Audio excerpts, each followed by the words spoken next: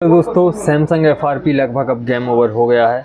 Reason क्या है, इसके पहले जो क्वालकॉम, मीडियाटेक और SPD CPU के थे उनकी तो FRP हम कर ले रहे थे, लेकिन जो एक्जीनोस CPU था सैमसंग में उसकी FRP में प्रॉब्लम जा रही थी। और प्रॉब्लम क्यों जा रही थी, क्योंकि उसमें ना तो कोड वर्क करता है ना और कोई अदर ऑप्शन है, हमें सिर्फ उसका FRP ऑनलाइन कराना रहता है। कई मॉडल क्वालकॉम के भी थे जिनका FRP नहीं हो पा रहा था, ओल्ड थे, 20S हो गया जैसे, उसकी FRP नहीं हो पा रही थी। लेकिन अब जो है इस मेथड से आप किसी मोबाइल का, लगभग सभी मोबाइल का इस मेथड से आपका जो है FRP हो जाएगा। एक न्यू अपडेट आया है EFT प्रो टूल में, और वो अपडेट है जो आज ही आया है, यह है EFT प्रो वर्जन 4.7.1। इसमें जो अपडेट दिया है इन्होंने FRP के लिए एक नई ट्रिक दी है, नया अपडेट है कि आप ADB इनेबल कर सकते हैं QR कोड के ज़रिए।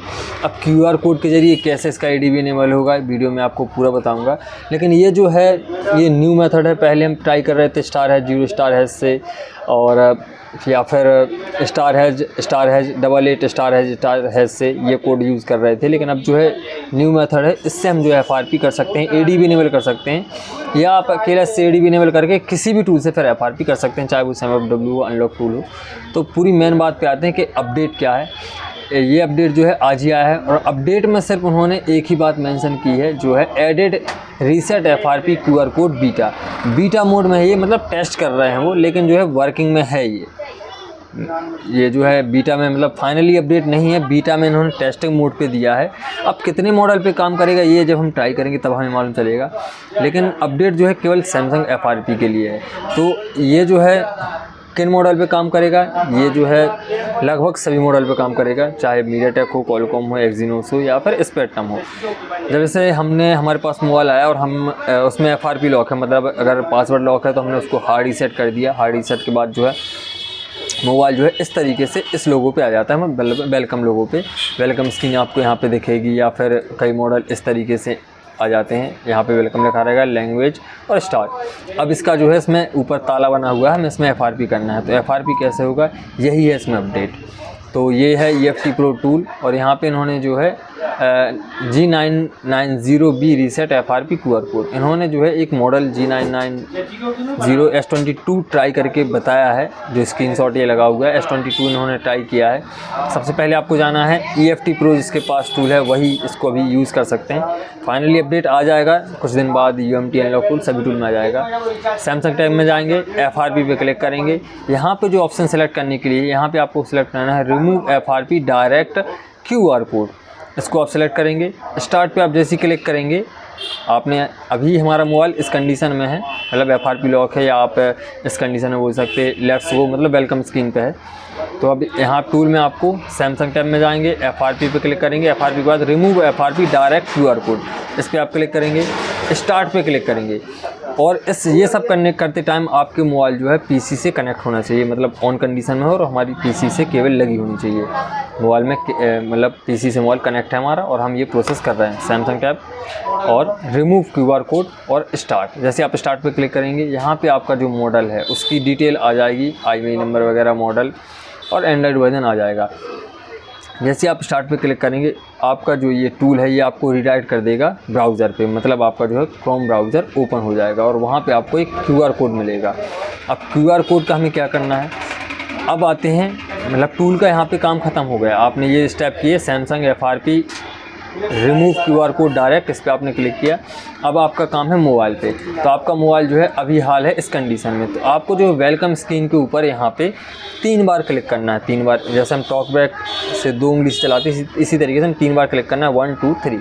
3 बार आप क्लिक करेंगे तो यहाँ पे जो है आपके मोबाइल का कैमरा ओपन हो जाएगा, और कैमरा ओपन होगा। उसके बाद जो है आपको ब्राउज़र में, यहाँ पे ब्राउज़र में QR कोड दिख रहा है, उस QR कोड को आपको क्या करना है, स्कैन करना है। मतलब जो QR कोड आपको स्क्रीन पे दिख रहा है, उस QR कोड को अपने मोबाइल से जो है यहाँ से स्कैन करेंगे, क्योंकि यहाँ पे आपका कैमरा ओपन हो गया है।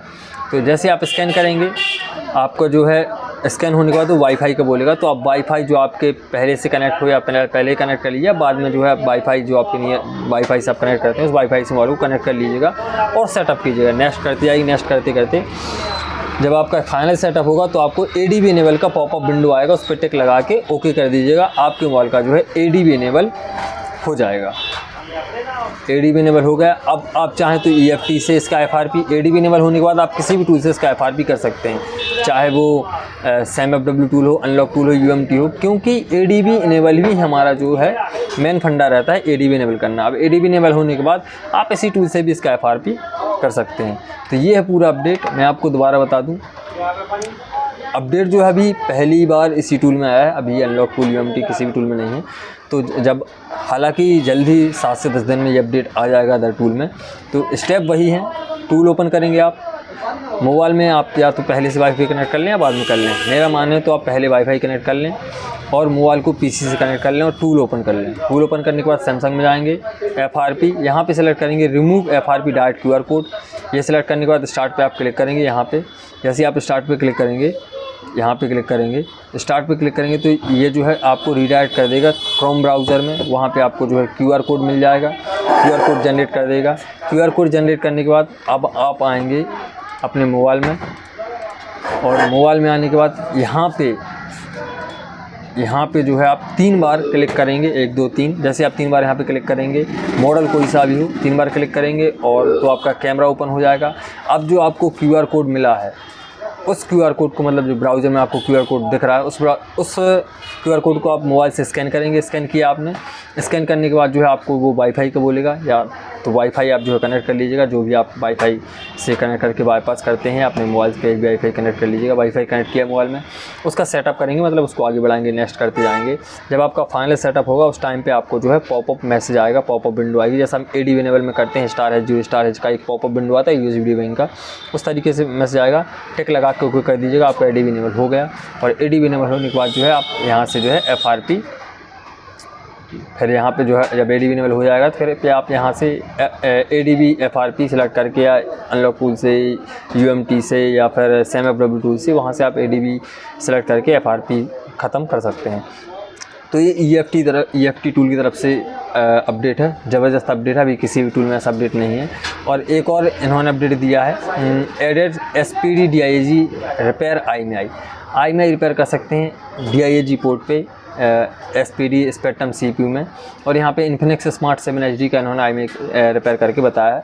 तो कुछ नहीं करना आपको, SPD में जाएंगे, SPD DIAG, और यहाँ पे IMEI नंबर डालेंगे, स्टार्ट पे क्लिक करेंगे, मोबाइल कनेक्ट कराएंगे वॉल्यूम अप डाउन से, और आपका जो है IMEI रिपेयर हो जाएगा। जैसा हम इसको अनलॉकिंग करते हैं, सेम उसी मेथड से इसकी जो है IMEI रिपेयर भी होगा।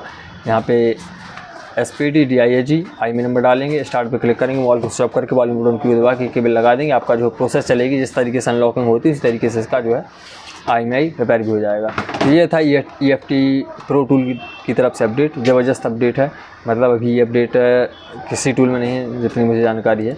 यहाँ पे NCK का भी अपडेट था, तो उसमें कुछ इतना कुछ खास नहीं है NCK बॉक्स का। कुछ ZT के मॉडल ऐड किए हैं, इन्फिनिक्स टेक्नो का RS ऑथ का अपडेट दिया है, जो कि ऑलरेडी अनलॉक टूल में TFM में आ चुका है।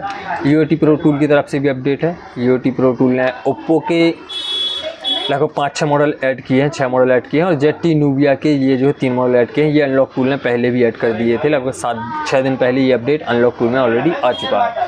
तो मेनली जो अपडेट है वो है EFT प्रो टूल की तरफ से। आशा करता हूँ आपको वीडियो समझ में आया होगा, हेल्पफुल रहा होगा आपके लिए। अगर वीडियो आपको हेल्पफुल रहा हो तो वीडियो को लाइक, चैनल को सब्सक्राइब कर दीजिएगा। मैंने डिटेल में बताना चाहा आपको, जो कुछ भी इसके स्टेप हैं मैंने इसीलिए डिटेल में बताया कि आपको जो है पूरी बात समझ में आ जाए, क्योंकि अपडेट में उन्होंने कोई मॉडल मेंशन नहीं किया है कि इस मॉडल का होगा, इस मॉडल का होगा।